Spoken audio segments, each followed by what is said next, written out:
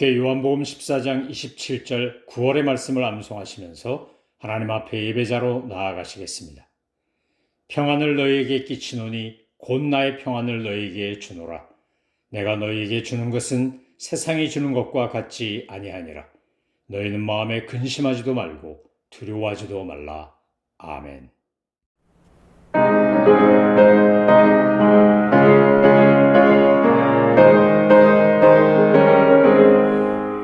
주의 진리 위해 십자가 굽니 하늘 높이 들고서 주의 군사 되어 용맹스럽게 찬송하며 나가세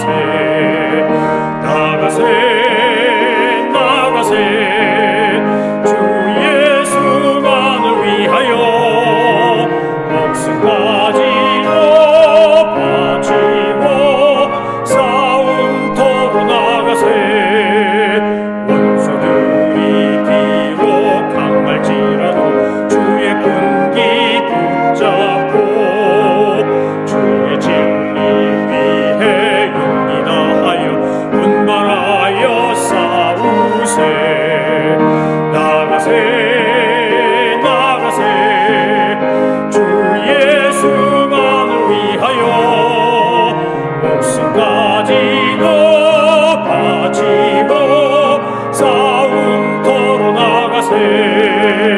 산과들과 바다 가는 곳마다 주의 군기 날리며 반갑고도 기쁜 승리의 소식 온 세상에 전하세 나가세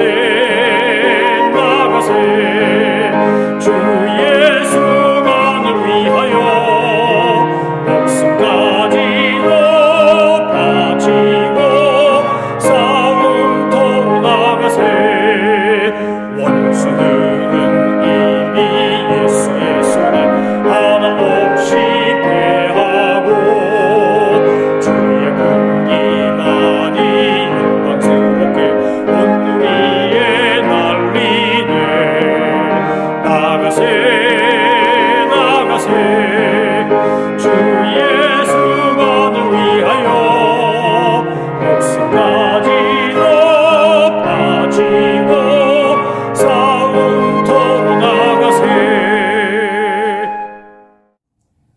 하나님께서 오늘 우리에게 주신 말씀은 사무엘하 8장입니다.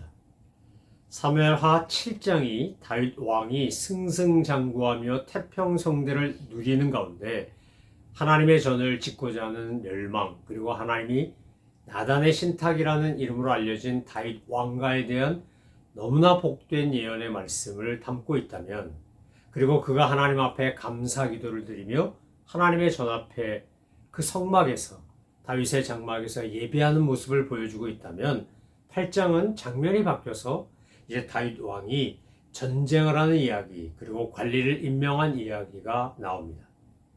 사실상 사무엘하 8장에서 우리가 주목하여 보아야 될 것은 앞에 나오는 전쟁 이야기도 있고 뒤에 나오는 관리 임명의 이야기도 있지만, 가장 중요하게 집중해서 보아야 될 것은 14절 후반절과 15절의 내용입니다. 14절 후반절에 보면 다윗이 앞에서 1절부터 14절 전반절까지 전쟁에 나가 승승장구한 얘기들이 계속 나오다가 14절 후반절에서 그것에 대한 결론처럼 한마디로 한 문장으로 그것을 이렇게 표현하고 있습니다. 다윗이 어디에 나가 싸움을 하든지 누구에게 출전을 하든지 하나님께서 그에게 승리를 안겨주셨다. 여러분, 이 표현, 그가 어디에 가서 누구를 만나 전쟁을 하듯 하나님이 그에게 승리를 안겨주셨다는 겁니다. 여러분, 우리가 신앙생활하면서 이것보다 더 중요한 것은 없습니다. 하나님의 놀라운 은혜를 날마다 구하고 하나님의 도우심을 갈망하며 가야 하는 이유가 바로 이것입니다. 하나님께서 저와 여러분에게 주시는 은혜가 있으면 내가 어디 가서 무엇을 하든지, 이걸 다른 식으로 말하면 내가 어디 가서 무슨 사업을 하든지, 내가 어디 가서 누구를 만나든지, 내가 어디에서 직장 생활을 하든지, 내가 무슨 사역이든지 간에 주님이 맡겨주신 것에 하나님이 함께 하시고 하나님이 승리를 안겨주시면 안 되는 것 같다가도 다 되고, 망하는 것 같다가도 흥하고, 실패한 것 같다가도 성공하고, 앞이 캄캄하고 앞이 보이지 않다가도 훤한 대로가 내비치는 그런 역사, 그런 기적적 사건들이 벌어진다는 겁니다. 여러분, 저와 여러분이, 그리고 우리의 자녀들을 위하여 우리가 끊임없이 기도해야 되는 것이 바로 이 사무엘하 8장 14절 후반절의 이 내용입니다. 하나님께서 내 아들 누구누구에게, 하나님 내 딸 누구누구에게 승리를 안겨주시는, 은혜를 베풀어 주시는, 하나님이 도와주시는, 하나님이 보호하시고 인도하시는 은혜가, 은총이 떠나지 않게 하옵소서. 우리 날마다 그렇게 기도해야 합니다. 그리고 저와 여러분이 이것을 누리며 사셔야 합니다. 여러분, 전쟁 이야기는 사실상 성경을 읽다가 평화주의자들은 전쟁 이야기를 읽다가 시험 들 수 있습니다. 왜냐하면 너무 잔인한 이야기가 많이 나오기 때문에 그렇습니다. 또 전쟁에 지지하는 사람들은 그래, 이거야 바로 이렇게 전쟁을 해야지 할 수도 있습니다. 그리스도인들은 전쟁에 대해서 어떤 태도를 가지고 있어야 될까? 우린 성경을 읽으며 이런 고민을 하게 됩니다. 그리스도인들 사이에도, 기독교 세계에도 아주 양극의 입장이 있습니다. 하나는 절대로 전쟁을 하면 안 된다, 반전, 평화를 주장하고, 그래서 군 복무를 거부하고 차라리 감옥에 갈 망정 나는 군대 갈 수 없다고 주장하는 그런 극단적인 입장에 있는 분들도 있습니다. 아마 대표적인 분들이 제세례파, 애나베프티스트라고 알려진 사람들일 겁니다. 지금은 메노나이트, 후트라이트, 에미시 이런 이름으로 알려진 그들입니다. 그들은 정말 평화를 제일로 삼고, 그리고 반전하며 전쟁에 참여하지 않습니다. 전쟁에 징집이 될 것 같으면 국방의 의무를 다해야 된다 그러면 그 나라를 떠나서 다른 나라로 갈 망정 전쟁에 참여하지 않겠다, 이렇게 주장하는 그룹이 있습니다. 또 다른 한쪽에는 아주 극단적으로 악과의 싸움에서 이겨야 한다, 소위 거룩한 전쟁 이런 걸 이야기하면서 우리가 전쟁을 통해서 악을 깨부시고 그리고 선을 행하게 하는 것이 최선이다 라고 이야기한 미국의 가장 대표적인 네오콘이라고 불리우던 이런 좀 근본주의적인 극우파들도 있었습니다. 양쪽이 다 있습니다. 기독교 세계에는 정말 스펙트럼이 넓어서 이 극좌부터 극우까지, 어떻게 보면 반전부터 적극적인 전쟁 옹호까지 다 있습니다. 그런데 주님께서 우리에게 가르쳐 주신 것은 할 수만 있으면 어떻게 하라는 겁니까? 모든 사람과 더불어 화평하라는 것이었습니다. 그러나 악과의 화평을 말씀하신 건 아닙니다. 죄와의 평화를 말씀하신 건 아닙니다. 사탄과의 싸움은 우리가 해야 합니다. 영적 전쟁은 해야 합니다. 내 안에 있는 타락한 본성으로 인한 죄와의 싸움은 절대로 포기하시면 안 됩니다. 사도 바울은 그래서 이것을 어떤 식으로 표현한 겁니까? 나는 날마다 죽노라, 이렇게 표현했습니다. 내가 그리스도와 함께 십자가에 못 박히고 다시 사는 것, 바로 내 안에 그리스도께서 사는 것, 이것을 위하여 나는 날마다 죽노라. 사실 바깥에 있는 전쟁보다 나와의 싸움이 더 치열한 거 아니겠습니까? 나와의 싸움이 더 처절한 거 아니겠습니까? 가만히 있으면 죄 짓는 생각, 악한 생각, 나쁜 말, 나쁜 행동, 이런 걸 통해서 우리가 사탄이 우리를 교묘하게 파괴하고 타락시켜서 결국은 사탄의 종으로 만들려고 하는 이 영적 유혹과 싸우는 것이 어쩌면 저와 여러분이 해야 될 평생 싸움 중에 제일 어렵고도 지루하고도 처절한 싸움일 겁니다. 이 싸움에서 승리하는 방법은 어떤 겁니까? 바로 오늘 본문에 나오는 것처럼 주님께서 그에게 승리를 안겨주셨다. 주님께서 다윗에게 승리케 하셨다. 주님이 도우셔서 다윗이 승리했다.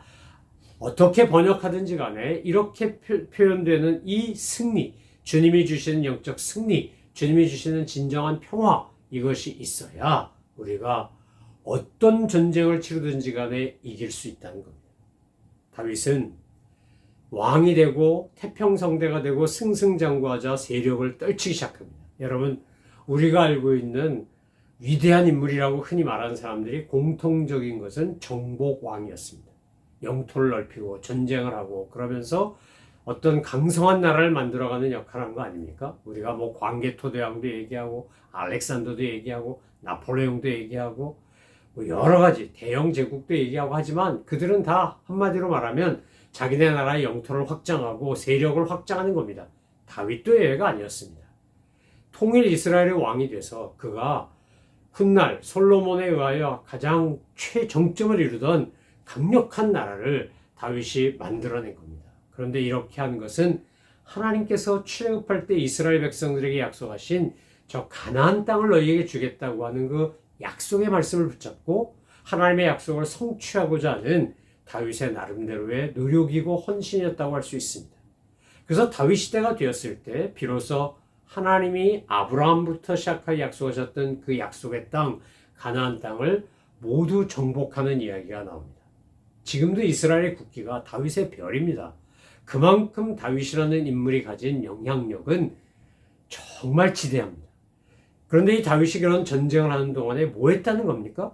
오늘 14절에 나오는 것처럼 그는 하나님을 의지하고 하나님의 능력을 붙잡고 전쟁하여 승리했다는 겁니다. 그 옛날 엘라 골짜기에서 골리앗을 때려눕힐 때도 마찬가지였습니다. 너는 칼과 창과 단창으로 내게 오거니와 나는 만군의 여호와 이름으로 내게 나간다. 그가 전쟁을 할 때마다 하나님 앞에 무릎 꿇고 기도하고 나아가리까 말리까 이 전쟁을 할까요 말까요를 물으며 믿음으로 나갔을 때 그는 언제나 승리했습니다. 그러나 인간적인 생각으로 할 때는 그 또한 패배할 수밖에 없었습니다. 진퇴양난의 곤경에 빠지기도 했습니다. 하나님께서 오늘 다윗에게 승리를 안겨주실 때 승리하는 겁니다. 여러분, 우리가 잘나서 우리가 똑똑해서 우리가 유능해서 그래서 뭔가를 이루어내는 것 절대 아닙니다. 착각하시면 안 됩니다. 오늘 다윗에게 붙은 이 표현은 뭐라고요? 하나님이 다윗을 승리케 하셨다는 겁니다. 하나님이 다윗에게 승리를 안겨주셨다는 거예요. 그러니까 복 주시고 은혜 주시고 승리 주시는 분한테 우리는 그것을 달라고 요구할 수 있고 아니 그것을 받을 수 있는 자격과 준비를 하셔야 합니다. 하나님께서 다윗에게 승리를 안기고 영토를 확장하고 강성한 나라를 세워줬을 때 다윗은 그 하나님의 은혜와 도우심에 대해 이렇게 보답합니다. 그것이 바로 15절입니다. 다윗이 왕이 되어서 온 이스라엘을 다스릴 때에 그는 언제나 자기의 백성 모두를 공평하고 의로운 법으로 다스렸다는 겁니다. 여러분, 제국 소리를 듣는 나라, 패권 국가라고 불리는 나라들이 있었습니다. 중국에도 있었고 뭐 서양에도 있습니다. 예를 들면 로마 제국, 몽골 제국 이런 큰 나라들이 있습니다. 원나라, 또 이쪽 로마 제국, 또 페르시아 왕국 뭐 이런 나라들이 있지 않습니까? 오스만 투르크. 우리가 기독교적인 관점으로 로만 캐톨릭만 서로마 제국, 동로마 제국 이런 얘기만 하지만 사실 전 세계 역사를 보면 각 지역에서 패권 국가로서의 역할을 했던 나라들이 있습니다. 근데 그 나라들의 공통적인 특징이 무엇입니까? 그 나라들의 공통적인 특징은 의로움과 공평함을 법으로 정해놓고 그 법을 그대로 누구에게나 똑같이 적용했다는 겁니다. 다윗 왕도 그런 겁니다. 하나님께서 베푸신 은혜를 알고 야 나한테 은혜를 줘서 내가 이렇게 다 이웃 나라들을 정복하고 내 힘이 이만큼 강력해졌으니까 내가 이걸로 내 부귀 영화를 누리며 잘 먹고 잘 살아야지 그랬다는 게 아니라는 겁니다. 하나님이 나라를 이렇게 세워주실 때 하나님이 세우신 이 나라를 그는 잘 돌보고 다스려야 된다는 생각이 들어서 어떻게 했다는 겁니까? 언제나 이스라엘 백성, 하나님의 백성, 자기의 백성을 다스릴 때 의로운 법, 공평한 법으로 다스렸다는 겁니다. 감정에 치우쳐서 내 측근이니까, 내 지인이니까, 나랑 가까운 사람이니까 내가 봐주고 넘어가고 눈 감고 그러지 않은 겁니다. 법대로, 원칙대로, 기준대로, 상식과 공정대로 이렇게 하는 겁니다. 여러분, 우리가 정치 지도자들에게 구하는 것, 각 분야 지도자들에게 구하는 것이 무엇입니까? 바로 오늘 이렇게 공평하고 의로운 법으로 하나님의 법, 세상의 법으로 하기를 원하는 거 아닙니까? 오늘 저와 여러분이 가정에서, 일터에서, 교회에서 우리가 살아가는 동안에 돌이켜보면 공평하고 의로운 법대로 하지 않고 인간적인 감정이나 또는 정에 이끌려 산 적도 얼마나 많았습니까? 우리가 그런 시간을 반성하고 돌이킨다면 오늘 다윗이 한 것처럼 우리도 이렇게 하게 해달라고 하나님 앞에 기도하며 노력하셔야 합니다. 주님은 우리에게 은혜를 베푸셔서 받은 바 그 은혜를 가지고 세상을 내가 관계된 사람을, 내가 돌봐야 될 사람들을 의롭고 공평하게 대하기를 원하시는 겁니다.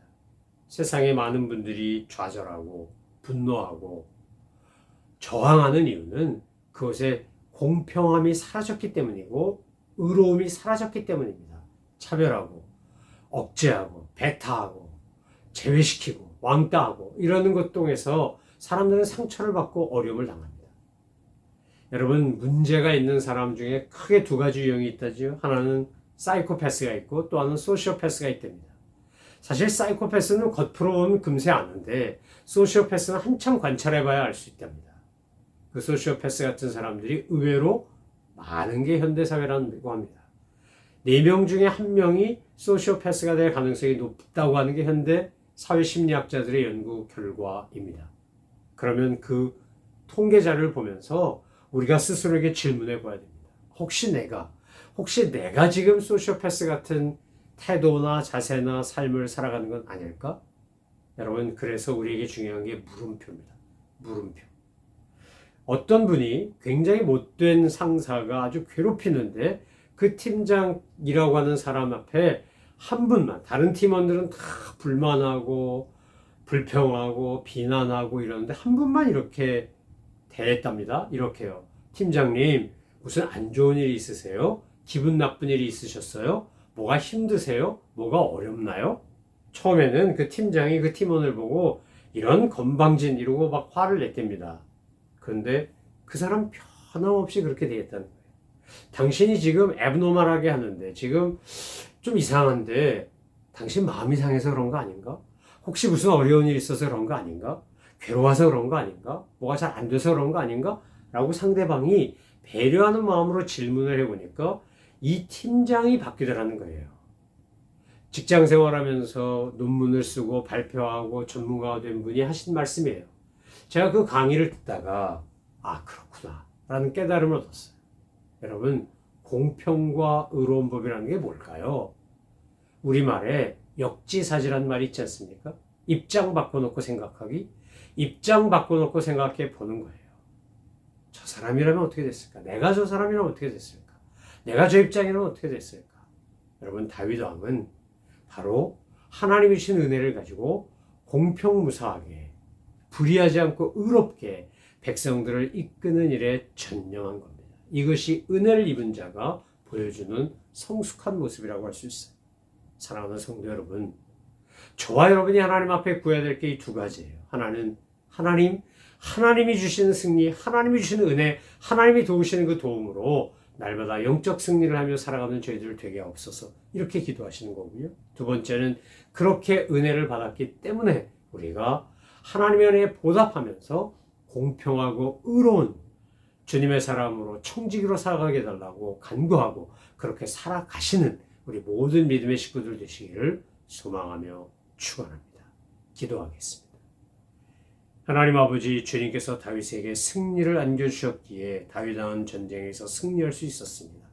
오늘 저희에게도 그런 영적 승리를 허락하여 주옵소서. 또한 주신 은혜 감사하여 우리가 해야 될 일을 감당할 때 공평하고 의롭게 그것을 처리해야 할 줄 아는 지혜와 믿음의 용기가 있는 하나님의 사람들로 만들어 주옵소서.